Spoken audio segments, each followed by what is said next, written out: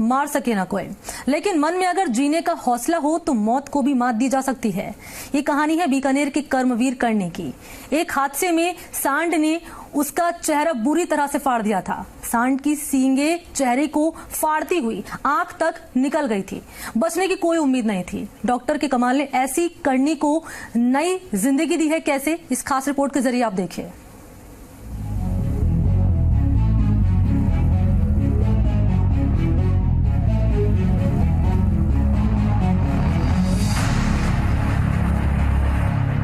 ये कर्णी नहीं, ये है कर्मवीर। 3 सितंबर साल 2020 रात के 10 बजे की वो रात किसी कयामत से कम नहीं थी, जब जैसलमेर रोड से बीकानेर आते वक्त अचानक 2 सांड लड़ते हुए कर्णी और उसके दोस्तों की गाड़ी में आ घुसे और सांड का एक सींग कर्णी के फेस को चीरता हुआ बाहर निकला। हादसा इतना भयानक था कि कर्णी बिश्नोई का चेहरा पूरी तरह से डैमेज हो चुका था और जो सांड गाड़ी से टकराया उसकी भी मौत हो गई। हादसे के तुरंत बाद कर्णी को बीकानेर के पीबीएम अस्पताल लाया गया। प्राथमिक उपचार के बाद दोस्त बीकाजी ग्रुप के एमडी दीपक अग्रवाल की मदद से कर्णी को दिल्ली के मैक्स साकेत अस्पताल एयर एम्बुलेंस से पहुंचाया गया, जहां कर्णी का इलाज कोरोना काल के बीच शुरू हुआ। 6 सितंबर को कर्णी की पहली मेजर सर्जरी हुई। डॉक्टर बिपिन वालिया और सुनील चौधरी की टीम ने सर्जरी की। ऐसी सर्जरी देश में rare of the rare case थी, क्योंकि इतनी बुरी हालात में कभी कोई मरीज नहीं पहुंचा था। दूसरी सर्जरी 12 जनवरी को हुई, जो उससे भी बड़ी थी। देश की पहली ऐसी सर्जरी थी जिसमें डैमेज हुए चेहरे को सर्जरी से ठीक किया गया।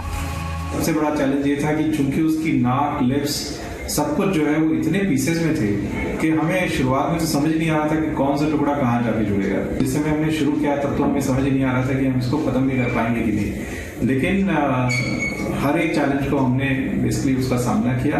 एक एक करके हमने सारे पीसेस जो है जोड़े भी और उसके ब्रेन को भी पूरी तरीके से प्रोटेक्ट किया और इसके ऊपर में जो नींव बनी उसके कारण से हम दूसरे आगे के जो सर्जरीज हैं उसको भी हम प्लान कर पाए।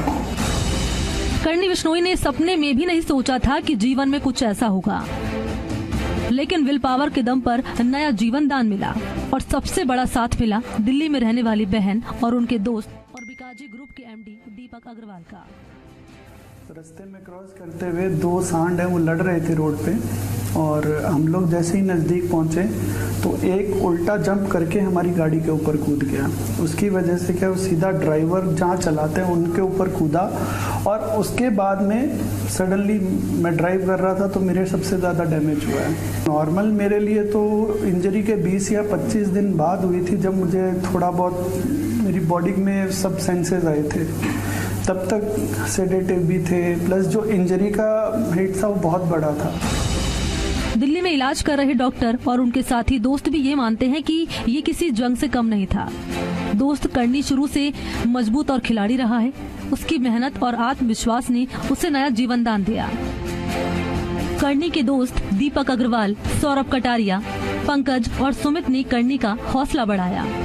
जब उसका एक्सीडेंट हुआ तो मेरे जो क्लासमेट्स हैं दोनों साथ में थे, तो कोइंसिडेंटली एक साइड में जो बुल ने उसको क्रॉस किया तो एक साइड में उसको चोट लगी।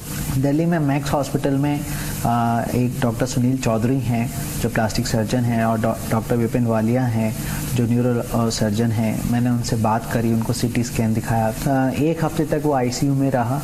आईसीयू में वो धीरे धीरे रिकवर किया। अब उसकी बॉडी बहुत स्ट्रांग है, बिल्ड है, अंदर से बहुत स्ट्रांग है। एक बार तो फीलिंग ऐसी आई कि मैं बचा क्यों। सिंपल बेसिक फैक्ट है। कुछ दिन तक मन में घबराहट भी रही थी, दिक्कत भी थी कि कैसे करूँगा। अब तो मैं ख़राब हो गया, मेरी एक ही लैंग्वेज थी यार, अब मैं क्या करूँगा, मैं घूमने कैसे जाऊँगा, मैं काम कैसे करूँगा।